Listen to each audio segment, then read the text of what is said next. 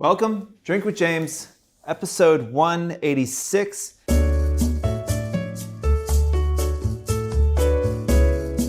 You might have noticed my workspace has been elevated once again, recently with Tiffany's glassware.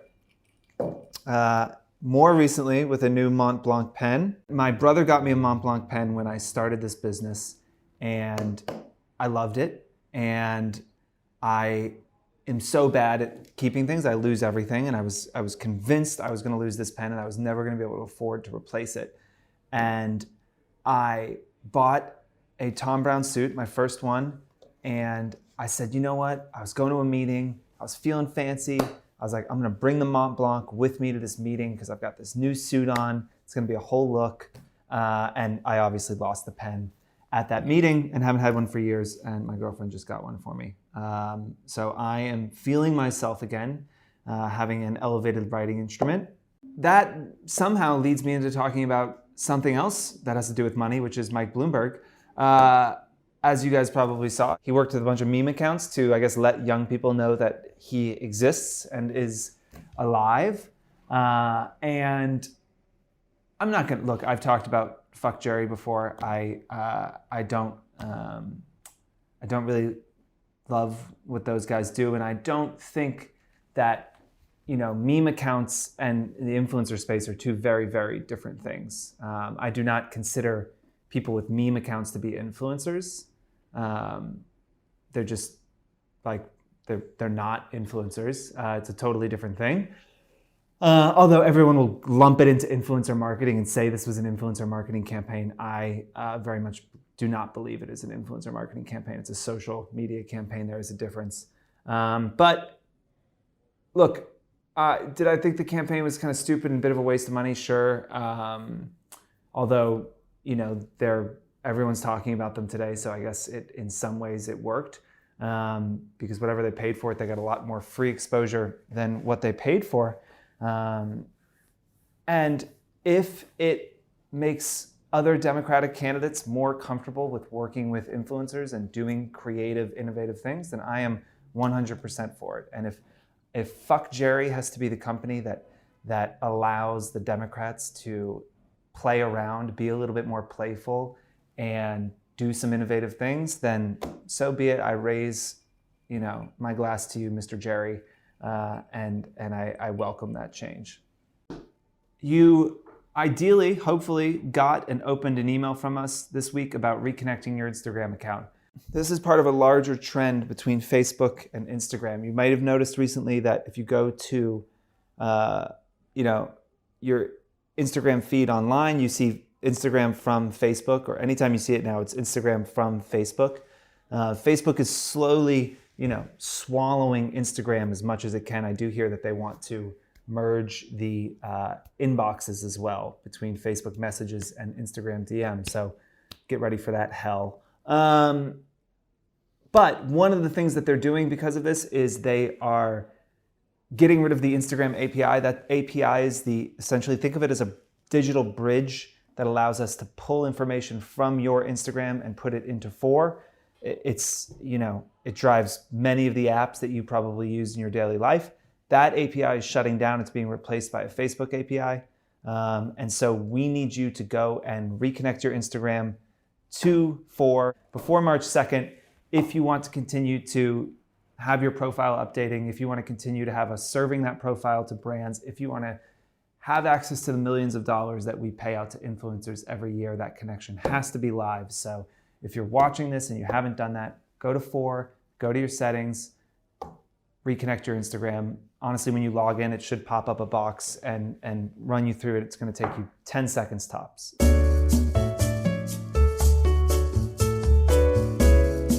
How to spot fake engagement.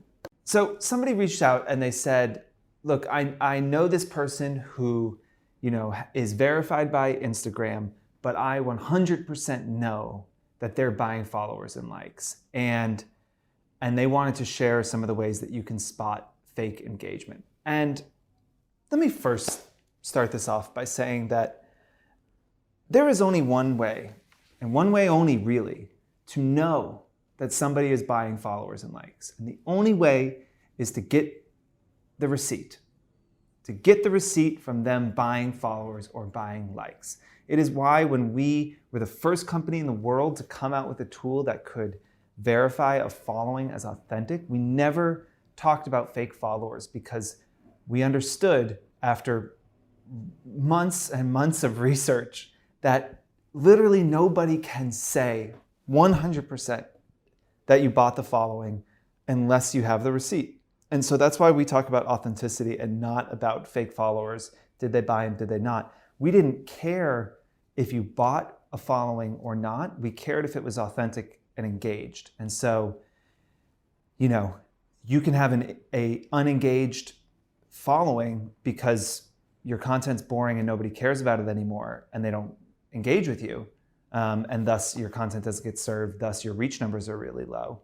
You can have it because of that, or you can have it because you bought a following.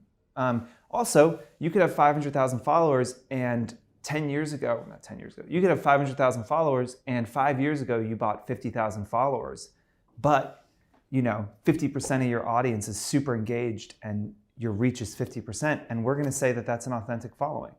So it doesn't actually matter to us how your following got put together. It is just, are people seeing it? Are they interacting with it? Are you creating some sort of connection there? That is what matters. And I think for a lot of people, they spend too much time pointing a finger and saying, like, I know that person is cheating. And look, I know how frustrating that can be, and it's not fair, honestly. And it is the reason we it is the reason we created the tools that we did, is to try and stamp that out in the industry, to try and create a standardized way for an influencer or a brand to say, is this a real or a fake following? So I understand the frustration, but it is not worth your time to worry about it. Look, the reason people are buying engagement a lot of times is sometimes because they bought followers and they didn't have enough engagement to hide that they'd bought followers, so it's a whole slippery slope. Another thing is that brands for so long, the only metric they had to decide whether something was working or not was engagement. And so there was this huge temptation to buy engagement to make yourself look better, right? To make it look like you had a really engaged audience. Now, I really don't think that many people are buying engagement anymore. We haven't seen it run rampantly. Excuse me. There is still a lot of the comment pod stuff going on. And I really encourage you, if you are in a comment pod, I really encourage you to leave.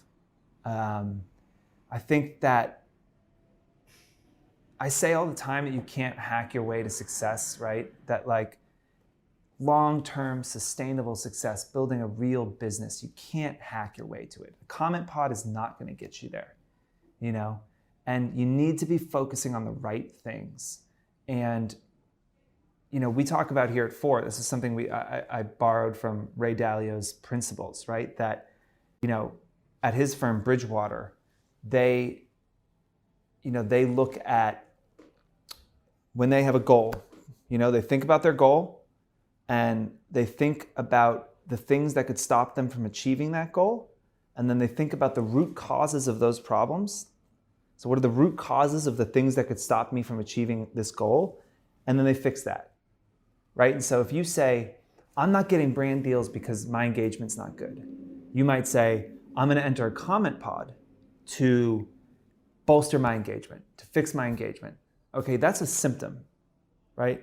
Your bad engagement is a symptom of a bigger problem, which is your audience isn't engaged with what you're doing, right? And so instead of wasting your fucking time in a comment pod, spend it fixing the root cause of the problem, which is that you're no longer creating content that people find interesting, right? That's the harder problem to solve. It's a lot easier to solve for the symptoms. And most people spend their lives running around solving for the symptoms, but not taking it one step further and looking at the root causes. What is actually causing this to happen? But if you do the hard work, and if you can identify the root causes of your problems and you can solve those, everything changes, right? Because look, the people we talk about on this show all the time, people who are killing it in this space, they're not in comment pods, They're not buying engagement. They're not working with firms that go and, do a shitload of engagement for them to drive traffic to their pages. They have figured out what their audience wants, and they're telling unique stories, and they're doing it over and over and over again, and that is working. And it sounds simple because it is. Unfortunately, it is a difficult thing to find, and you got to make sure you're focused on the right things. I'll be straight with you. I have a bit of a jealous streak, okay? Like, I've got a bit of a chip on my shoulder. I think it comes from my insecurity of wanting so desperately to be successful and being so worried that that won't happen. And for me, if I'm being honest, I feel like if I don't end up being successful in a traditional sense, that my whole personality doesn't make sense. And that my identity is so wrapped up in that idea that I am special and different, and that I can achieve this some form of success. And so when I see other people achieving it easier than me, I often get really jealous, and I start making excuses. Oh, they come from a rich family. Daddy gave them $5 million when they hit 25. That's why they're successful. Or, yeah, they bought their way into Harvard and met this person. Whatever. I make up some big story about how that person's success is less valid because I don't have it yet, and I'm jealous. And I heard someone say something once that was basically like, other people's success is not your failure. That like, just because someone else is successful, it doesn't mean that you won't be. And it is not detracting from what you are doing. And for me, that was a fairly liberating thing. And I still struggle with it, and I still have a chip on my shoulder, and I still have those insecurities about whether or not I will achieve the things that I want to achieve. But I'm doing a better job at not getting nasty about it, right? Because I just end up sounding bitter and small, and I end up giving too much weight to this person in my life or this person who doesn't know who the hell I am, doesn't care about me. They're not sitting around the table or drinks talking about your Instagram and whether it is a real or fake following. They don't talk about you, but you're spending all this time. And I just think it is unhealthy. And I think it focuses you on the wrong things, which is you're focused on why is everyone else doing better than me instead of what can I do to be better. And it's a subtle shift. And I know it's an easy thing to say and it's a hard thing to do, but it was very helpful for me. And so, look, I can sit here and talk about fake engagement. It's something that we look at. We look at comments to see if it's just other influencers commenting. That's the easiest one to spot, is that if all your comments are other influencers saying, oh my God, I love this top. I can't wait. I got to buy that. It's bullshit. It's obvious that you're part of a comment pod. We used to track engagement and build a time graph on kind of when engagement came in to see if we could see spikes. We never rolled that tool out. And honestly, Instagram is increasingly looking like it's going to get rid of likes, and that this isn't going to be much of the, as big of a part of the platform. And, I wouldn't worry about it too much. And it's why we now really focus on numbers that are much harder to fake: reach, saves, DMs.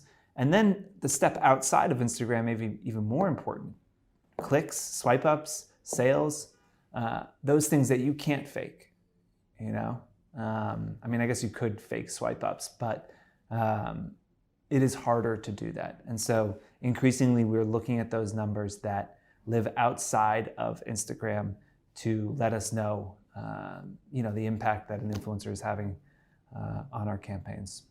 There's a funny thing about people who complain about like fake engagement and fake followers, but are using comment pods and, trying to hack the algorithm. It's like, that's cheating, kind of, right? You're trying to figure out how to trick a computer into doing something that you want it to do, instead of just focusing on creating something great. Like, if you go back and you look at your most engaged photos, you're probably like, yeah, that makes sense.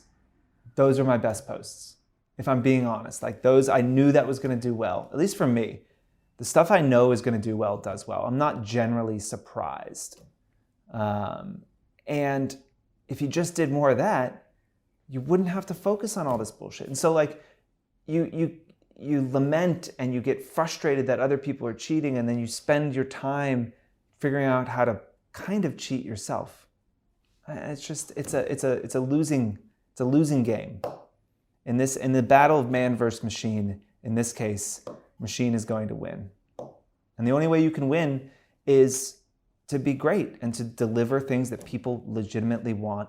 And I think Instagram is really good at understanding what those things are and listening to that audience and serving it up. Lastly, if you're looking at engagement and you're focused on engagement, you're focused on the wrong things. And I think if you look at your feed and you have less than 15% reach, right? So if you take the amount of average reach that you have, go take, your last 10 photos, add up the reach, divide it by 10, see what your average reach is, divide that by your following count. If that is under 15%, that is a big problem. Okay, that is a problem that you need to solve. I'm not going to say what the average is, because that's data that is that we have that I'm not giving up. You can buy me a drink and I'll tell you what the average is. But that's the number you should be worried about. If you're under 15%, you're in a bad place. I'll say this, if you're over 30%, you're doing pretty good, right? So see where you are. If you're in the middle there, you got to focus on how can I get more people to see this photo? And it's not a comment pod. You're not going to trick the algorithm. I guarantee Instagram's data scientists and engineers are a little bit more clever than that. You think they don't know if engagement is coming from a DM? Like, they have ways to figure this out. I read this book, Into the Plex, about Google, and they were talking about the early days of the algorithm, and there were things you could do to like hack it, right? And companies were figuring out holes in the algorithm, in Google's search algorithm, and they were exploiting it. And their teams of hundreds of engineers patched those holes immediately, right? And so anytime you think you can trick it, I fucking guarantee that Facebook and Instagram have figured that out, and they've built something so that that is no longer playing into the algorithm. So long way, end of all of this, I will say, you shouldn't be worried too much about what other people are doing. You should be working to solve for the root causes of the problems, not solve the symptoms of the problems. You should understand that engagement is an outdated metric in general and be focused on other things. And you should be searching for product market fit with your content. You should be figuring out what your audience wants to see and deliver more of that. And every single post you put out should be better than the last one. And every single post you put out should deliver value for your audience. And every single post you put out should inspire, entertain, or educate. And don't really worry about the rest. It should sort itself out if you do all of that. So in closing, if you can, I would spend less time worrying about people that you are convinced are cheating and just focus on what you're doing. There's a lot of opportunity out there. There's enough for everyone. And I know it's frustrating to see someone cheat, but like generally that doesn't work long term. We out.